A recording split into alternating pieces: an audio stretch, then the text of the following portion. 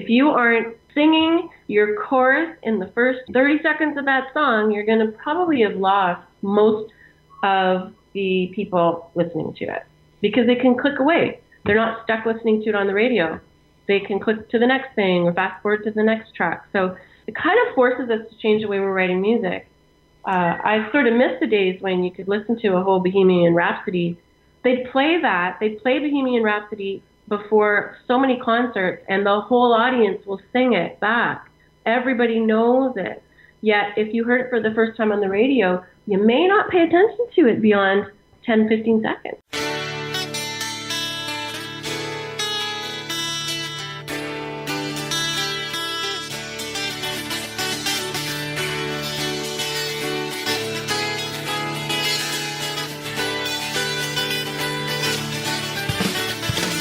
Welcome to the Better Each Day podcast radio show with Bruce Hilliard. Today and every day, reaching out for innovative ideas in every way. Today's show is brought to you by your future. It comes with a lifetime guarantee. Make a better each day now, baby. Better in every way.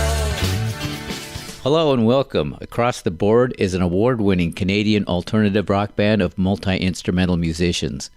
They're one of the many young bands that are using their own ideas to craft and promote their music on an indie label. Our guest is Jacqueline Auguste and her parrot, Congo. Is it a beautiful bird? She is an African gray.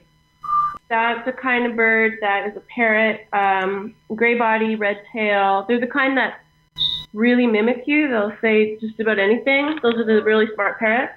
This one's a little bit psychotic. Or maybe neurotic. Just tries to fight people all the time. Oh no, does it sing? Yeah. Mostly just makes all the sound effects that she hears. So a zipper, the doorbell, the cell phone. Oh, that's the fire alarm, like everything. So it's a girl bird. We think it's a girl bird, but apparently you don't know unless they suddenly lay an egg or you get them DNA tested. I see. I wouldn't have any idea. Yeah, they're apparently known to lay eggs out of the blue, but not this one. She's 15 now, so she's never laid an egg. Almost old enough to drive.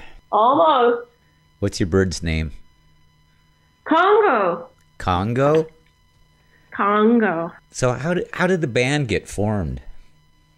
Well, the band was formed from garage jams and campfire sessions and jam sessions with musicians here in Toronto. All our musical friends, a lot of our friends are musical, and we used to just chill and hang out in the garage, in the winter, and at the campfires in the summer, and we just said, we should be making some YouTube videos. This is sort of a fun group. So in about 2012, we started organizing that, and we started a web series called Pick Up and Play, which is a cover series, which actually today at 3 o'clock Eastern time will be video number 100 on that playlist. Wow. That's coming out. Yeah, it's a cover of the BB Rexa song, I'm a Mess, which just came out recently. And we've covered everything on that particular web series, from Fleetwood Mac to the Tragically Hip to Marvin Gaye. I mean, we've been all over the map on that one. David Bowie, goodness, the Beatles. So it's kind of a fun series. So it started with that, and we built up a fan base online, and we were sort of an internet band for the longest time. And then people started asking us, what does your music sound like? What do you guys write music? Why don't you write music? Why aren't you playing live? And we sort of looked around at each other like, we've been talking about it kind of offside for a while. So we said, yeah, why don't we do that? So we wrote our first album, Jane on Fire, which came out in June of 2016. And we started playing live. And we kept up our internet presence and added some more things. And 3 albums later and about 5 different web series later, here we are in 2018. We've had a national tour under our belt. We're doing another Eastern Canada tour this summer with one of our friends, Jessica Speciale, who's a Toronto rocker here. who comes and collaborates with us a lot. Actually, she's collaborated on this video that's coming out today. So you see the two of us, me and Jessica, doing that cover. So she's going on tour with us, and and that's sort of what we're doing. Our other series are like, we have a carpool karaoke thing that we do in our Dodge Caravan, cool. which is our band's wagon, and we call that Caravan Karaoke. We do acoustic jam sessions of covers in our songs. We have a musical cooking show. I saw and then that. we do like an across the board at rehearsal thing. So we've got it covered. What musicians have a kitchen show, a cooking show? What's that all about? Well, yeah, I haven't seen any others yet. But what we do is we have our friends, our musical guests on. We pick something that we're going to make, and we take you through the process of making it. And then while it's cooking, we play songs. And then after it's done cooking, we eat it. And then we edit the whole thing into about 15 minutes of a cooking show that we call Kitchen Sessions. And that was actually started because the acoustics in our kitchen, where I'm sitting right now at the house, are really good. It sounds like kind of a small studio with a little bit of reverb on it. Yeah. So it's always been a great place to practice and sing and perform. And we do our Facebook Live sessions from the kitchen because of the acoustics. So we thought, instead of doing kitchen sessions where it's just music, why don't we cook? Cook and do music. What a great idea. Yes, we're cooking in the reverb tank today. And we'll be cooking in B flat, so tune up and get ready. Awesome. I'm going to use that. Yeah, you have great ideas. Thank you. You have kind of I'm going to call it a rock opera. It's a concept album. That's a story. Yeah, it is a story. We wrote it when we were on our train trip last year, as part of our national tour in Canada. We crossed the country by train and wrote the album. What's the story? Well, the story is basically my story, coming from a small community in Alberta, which is Western Canada, and wanting to take my music to the big city, which is Toronto, and we created a fictional story based on truth, and each song kind of progresses the story. So the first song being Sonic Boom, which is the title song, which is sort of the idea of the ideal of what I wanted to do, was to, make a sonic boom with our music. And then it just sort of moves on from there. The first song that comes after Sonic Boom is all about the railway in Canada and how it basically binds the coast together. And then there's the love song, there's the song of loss, there's the song where the artist is sitting in a bar and there's like two people and nobody's listening to her. That moment in any artist's career, when the lights turn on and you realize it wouldn't have mattered if you were here or not, because nobody really cares. To realizing that as artists, we should do art that we believe in, that's for us, and if anybody enjoys it, that's icing, that's the gravy, that's the bonus.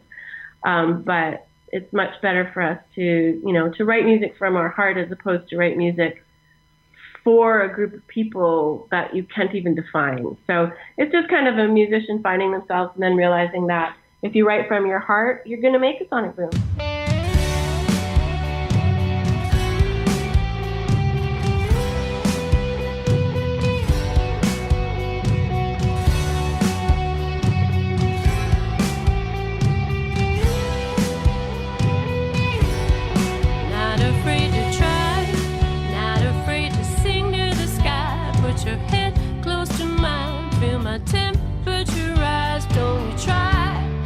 Nothing's gonna stand in my way. Take the sun from my day. Try to rain on my parade. Ooh, ooh. Ooh, ooh.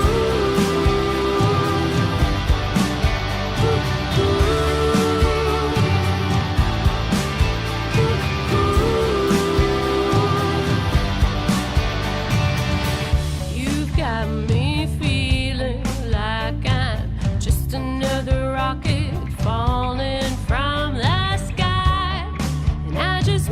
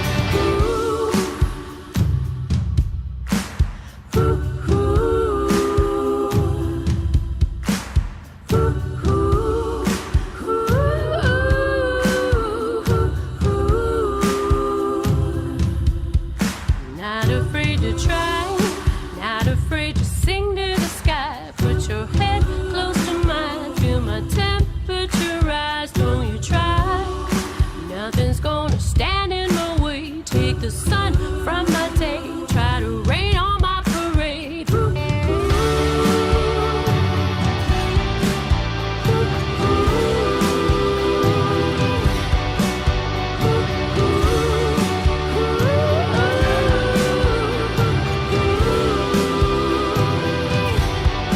not afraid to try, not afraid to sing to the sky. Put your head close to mine, feel my temperature rise. Though you try, nothing's gonna stand in my way. Take the sun from my day, try to rain on my parade.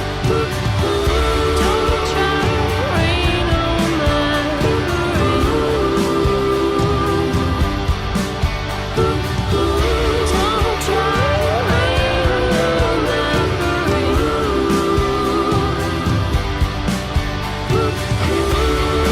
Won't you hear my sonic boom? Hear my sonic boom. Want you to hear my sonic boom. Won't you hear my sonic boom? That's awesome. I think that's a really good perception of what you need to be doing. And Thank you. And you're doing it. It's wonderful. Yeah, thank you. So what's the organization of the band? Is it mainly you and Andy?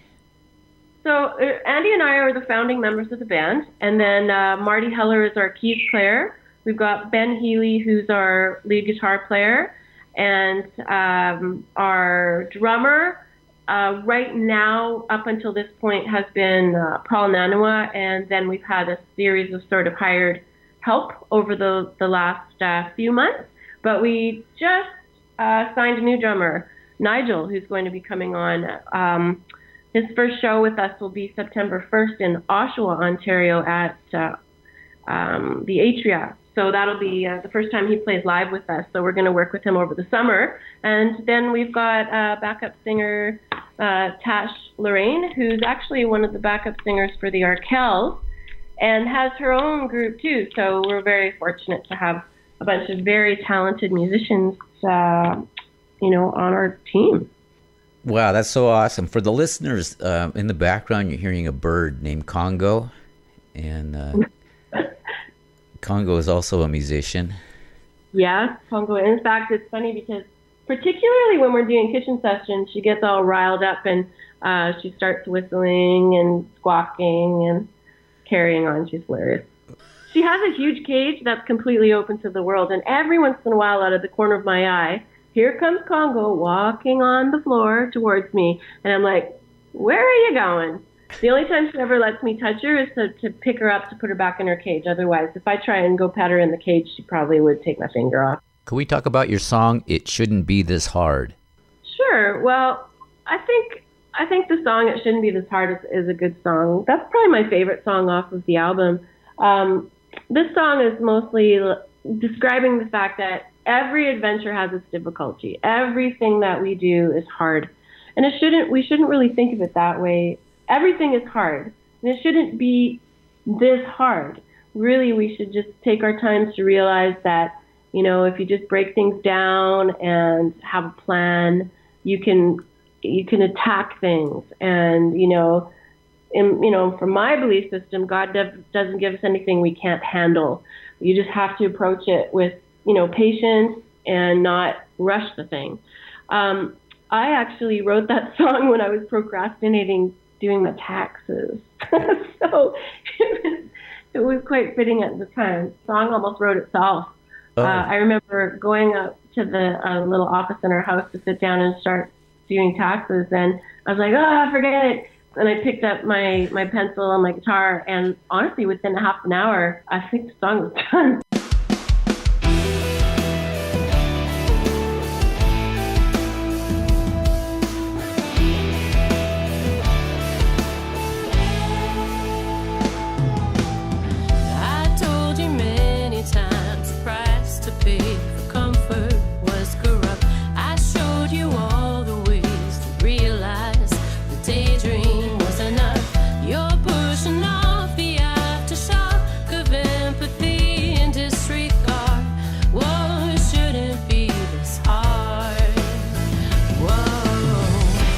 Whoa.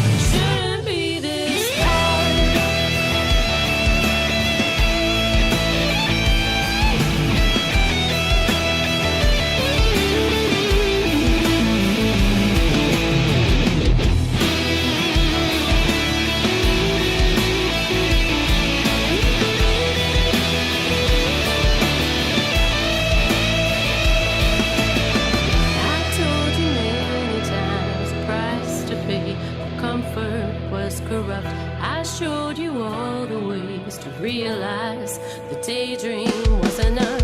You're pushing off the aftershock of empathy and disregard. Whoa, it shouldn't be this hard.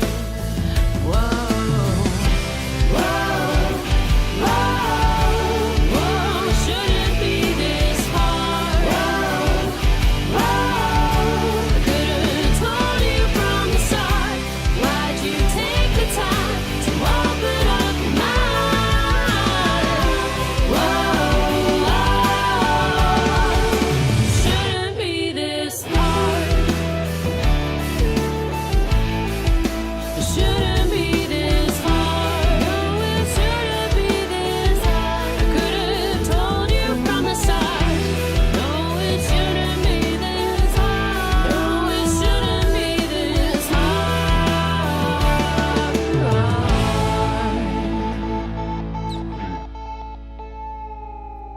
Last night I went to a concert. I went to a concert at the Budweiser stage here in Toronto, which is on the lakeshore. We're on Lake Ontario, which is one of the Great Lakes. So if we feel like we're on the edge of an ocean here in Toronto. Yeah. And the Budweiser stage is part of Ontario Place, which is right on the waterfront. And the stage basically looks out on the lake, and it's an open air stage with a bit of a roof, kind of like the Hollywood Bowl. And Joan Jett and the Blackhearts played, Cool. and Styx, and they brought their original bass player who founded the band on for a couple of songs. A little geriatric and long in the tooth, but it was an amazing show with Gowan, who was there. It was just crazy. It was so good. And it was opened up by Tesla, who's another band from that era, early 80s. Yeah. Wow, you're listening to the archaeological dig bands. They're Oh, we are. And you know what's funny is that it was just talking about the weather. It was so hot. There was no wind. The sun was beating down on us because it was like, and it was, it started at 8. The sun doesn't set around here till about, I don't know, 10 now, 10 late, Yeah. around 10 or later. And it's probably similar to you guys where you are, right? Yeah. It's around 9:30, 10 yeah, we start just to see different sunset. time zone, but yeah, the sunset's about the same time because they're relatively the same latitude. Yeah, I know around southern states it probably rises and sets at 6 o'clock, like out in the Caribbean. But yeah, so it was so hot, and finally that sun just set, and then all the mosquitoes came out, and I'm like, really? Oh, no. Can't we get a break? No wind to blow those buggers away. Everybody's half dressed because it's so hot, and all you can see are people banging on their arms and their legs and scratching for the rest of the night. Oh, no. Between screaming at the stage and singing the songs back to them.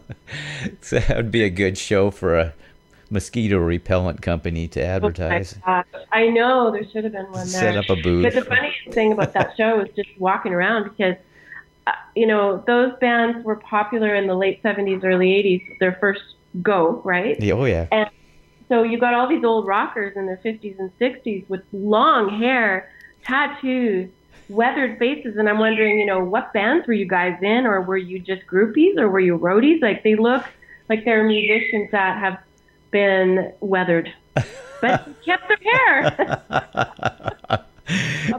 Yeah, you can tell if they've got long hair and walkers, crutches, wheelchairs. Yeah. So true. It's so true. Ugh. But, in spite of all the geriatric rockers that were there was a ton of young people singing the songs back, and they're probably like the kids and grandkids of those parents. They were brought up on that music, I ask a lot of questions. One of them that I ask are your influences, and one of the things that I hear a lot are, well, my parents played this on vinyl, and it'll be Beatles, David Bowie, what you're describing, Styx, Boston, the stuff. And my theory is the songs were just good. The Doobie Brothers had really good songs, and they kind of withstand the test of time, and people still listen to them. I don't know. Songs were good. They were catchy. They're rock. Rock has gone through so many transformations, but it all always comes back around to basic rock and roll. Like, oh my goodness, I went home in an Uber last night. Yeah. And the driver was from India. He's only been here for maybe a couple of years. And he was trying to introduce me to a band from Brampton that guys were born here, but they're a Punjabi origin. and they have a rock Bollywood fusion band. And I was listening, and he put on a couple songs, and I'm listening to the beat. The beat is like Eminem or LL Cool J, like going back a bit. Mm-hmm. Rock rapper beat, you know what I mean? Not really electronic and complicated, just basic drum and bass kind of beat. And then they have this Bollywood type singing over top of it. And like, man, that's an Indian rock band. It sounds like any music that I would love, you know? I just didn't understand what the hell they were saying, but besides the point, because it was super catchy and it wasn't odd or it didn't feel so foreign to my senses, you know? And it was super cool. And I thought, rock and roll permeates everything. And we keep coming back around to it. Our band is very pop rock. I mean, our influences are wide. I mean, they range from Fleetwood Mac all the way forward to Broken Social Scene, go to Tragically Hip, Blue Rodeo. We've got a little bit of just a touch of that roots sort of sound. I don't know. Like, I grew up with my dad's music, which was The Doors and Pink Floyd, and I mean, he even listened to Peter, Paul, and Mary, which were his parents' influences. So my mom liked Barbra Streisand. She played Mamma Mia from ABBA all the time. I mean, there's just so much music in our background, and I think it all just boils down to what feels good to you when you write it. Like, I think we're all kind of, as musicians who write, unless we're trying to write in the style of somebody, our own music is just a mishmash of everything we grew up with. So it makes sense that people would be talking about their youth and what they heard. I mean, the very first things that I heard on the radio were Steely Dan and, you know, Chicago when I was a kid, right? So Nirvana, that kind of stuff. And I know those are very different bands, but that's the stuff they played on the one or two radio stations that we got in my city. They played a wide variety of rock, classic rock, they called it, but it really was anything, you know? Yeah, classic rock can be just about anything.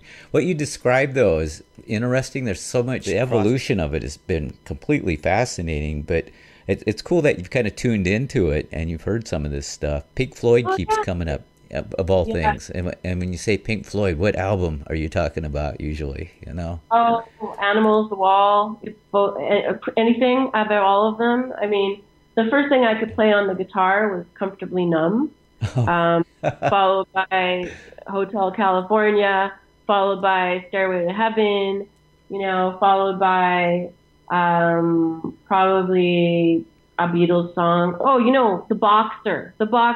I played that when I learned how to play guitar from Simon & Garfunkel. So, yeah, I mean, I played that the other day. I was like, oh my God. And Dust in the Wind, Kansas. These are classic things to learn how to play on the guitar, you know? Yeah, Dust in the Wind started out as an exercise. He was practicing finger picking, and I think his wife or girlfriend or something said, "What's that you're playing?" And he was just playing, you know, kind of a C walk down chord thing, and that's exactly what it is. It's just it turned into a really good song, didn't it? Amazing. We were just jamming it the other day, and I'm like, why don't we put some of these covers in our, like, people, everybody knows them. It doesn't matter what age you are. I mean, I've got a 14-year-old daughter, and she's listening to Led Zeppelin right now. It was crazy. Yeah, I've heard. Where did you even hear about Led Zeppelin? You know, how did you hear about Led Zeppelin? I don't remember talking to you about Led Zeppelin ever in my whole life. I've heard young people say, "Have you heard this new band, Led Zeppelin?" Oh, yeah. It's like, nothing starts until you hear it. It's hilarious. There's a lot of bands that have been hitting the pavement, just as a sort of an aside, but similar. Yeah. We know that have been at it for 10, 12 years, and then suddenly they get a song on the radio, and everybody's like, wow, look at this new band. And we're all like, oh, my God, they're not new. It's hard to adjust your mind to the fact that, I mean, to me, you're new. You might as well have just started yesterday. Yeah. And I think the younger you are, the more that you think in terms of the moment, right? I guess so. I don't know. I like the concept thing. Not a lot of people have put together albums that congeal. Well, in the old days, that was the way you did it, right? Rumors was a concept album. The Wall was a concept album. But I think it's something we don't do right now often because of the way that music is produced independently. It's like single after single after single after single, and with each single goes the machine to publicize it. So you got the 4 videos that go with the machine, the audio video, the lyric video, the real video, then the acoustic version video, then the live off the floor video, and then the performance live video. So all of those things have to be done. Then you've got, the social media spurt, then you've got the Spotify playlist, and all that stuff is part of the machine of producing, whether you're doing it or publishing, whether you're doing it through a big label or you're doing it independently. So when you put out an album, sometimes some bands feel that they've just given away all their stuff. And now what are they going to do? Put everything out at once? No, let's just trickle it out over time. We think differently. We do the odd single, but we're just like, here's our music, listen to it. Now let's reintroduce it to you in different things. Okay, you've heard that song maybe on our Spotify channel or on our YouTube or on your Apple Music, whatever, on the album, or you got a CD in your hand or you've watched us play it. Now here's the lyric video, and a month later, here's the next thing. So it gives us time to, while we're doing that, giving people something new all the time, periodically, putting out content just to sort of feed that voracious appetite for something new. And I think that counters that issue of dumping your whole album out there at once and worrying about, well, you got nothing left now. Because just take each of those songs and do all the cool things that you're doing with them and just keep putting them out little things at a time. Trickle that stuff out. But if people are interested and they want to go listen to more of your music, they can go over to Spotify or Google Play or whatever and SoundCloud or wherever they like to hear their music, and they can listen to more of your music. And then as they start to pay attention to you, then they're going to see their actual music video come out for a song that they heard before and go, I recognize that song and now I like it. I always think that people don't like a song the first time they hear it. It's really rare that I do, that I like a song from the get-go. I need to hear it at least 2 times to know if I like it or not. And I don't think I'm alone. The radio does a really good job of pounding that into us. The internet doesn't, because our attention span is about 5 seconds. And that's why we don't have these long Bohemian Rhapsody, Styx is notorious for this too. I was listening to the music last night. Goes on forever, and it's like solo after solo after solo. We don't have that kind of attention span anymore. So everything is shortened. The introductions don't take a minute. If you aren't singing your chorus in the first 30 seconds of that song, you're going to probably have lost most of the people listening to it, because they can click away. They're not stuck listening to it on the radio. They can click to the next thing or fast forward to the next track. So it kind of forces us to change the way we're writing music. I sort of miss the days when you could listen to a whole Bohemian Rhapsody. They'd play Bohemian Rhapsody before so many concerts, and the whole audience will sing it back. Everybody knows it. Yet, if you heard it for the first time on the radio, you may not pay attention to it beyond 10, 15 seconds. It's just a different mindset right now. It is. What you described, and I agree with you 100%, is the music that's being written is somewhat subject to the nature of the medium that it's on. Yeah. So the media is kind of controlling things now. And that could evolve into, now it's time for the full length thing. What you're doing is well thought out, I think. I'm amazed, and you articulate it well too. So listeners out there in Better Each Day land, this is how it's going to be done. Well, we work hard on trying to figure it out, honestly. Our producer, Darnell Toth from MC2 Music Media, is a researcher by nature, and he's very instrumental in sort of helping figure out what we should be doing and how we should be producing things, and how he'll never tell me how to write a song, but he's very, very good at producing and very good at creating content and disseminating content, and creating like ideas around where things should go, what they should look like, how we should be promoting them, and in what context, what should be written about them in the descriptions, etc. And it's really important to pay attention to the research out there. There's so many people doing really awesome things. And the best way is always to look at mentors. And you don't need to ask somebody to mentor you. Just follow them on social media and see what they're doing, We just pay attention, right? You just have to watch. Just see what other people are doing who are successful at it and emulate them. Yeah. And then you'll find something that maybe changes it up a little bit, and you'll discover something even better as you go that works for you. And once it has your spin on it, it's original, really. That's right, yeah. Well, and I think you can't really talk about business plans as being original. I mean, a business plan is a business plan, and all businesses as entrepreneurs try and make their business plan better and better and better, and they look to other companies to see what they're doing, to catch a trend or to create something better. It's like a competitive thing. You music, the music you're writing, and the music that you're playing, that's all your own skill. That you can't necessarily take that from somebody and copy it, but you can use them as influences, as we all do. I mean, if there was no rock and roll before this year, there wouldn't be the same rock and roll this year. You know what I mean? Like, we all listened to Elvis. We all listened to the Beatles. We all listened to, the Rolling Stones and the Doobie Brothers and the Doors, CCR. I mean, these are all things that I grew up with, and those all come together and create what comes out of us, I guess. We're about out of time. Jacqueline, thank you so much for being on the show. Across the board, and you're across the border. Thank you for having me on the show today and for playing my music. Well, thank you. You're very fascinating to talk to. Oh, man, it was a great opportunity to talk to you, and I had a great conversation. Love to come back sometime if we have anything new to promote. I'm going to follow you guys, and I think you're gonna be huge. Oh, my God. Thank you. Thank you so much, Bruce. I really appreciate you having us on the show. All right. Good talking to you. Take care. All right. You too. Bye-bye. Bye. We are across the board, and for those of you who have come out, which is everybody, from here. We're going to play some songwriter.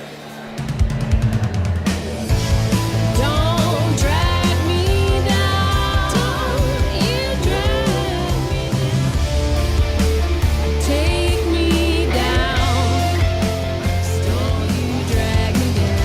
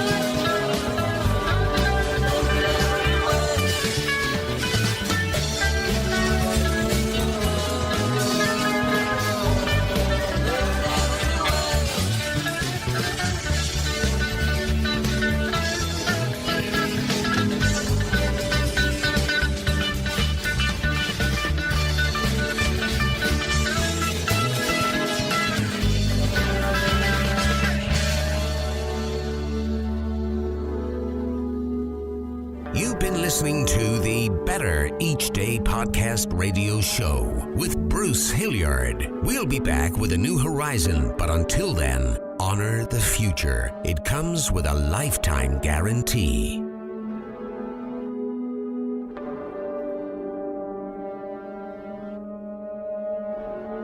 And we're all just trying to make the next day a bit better.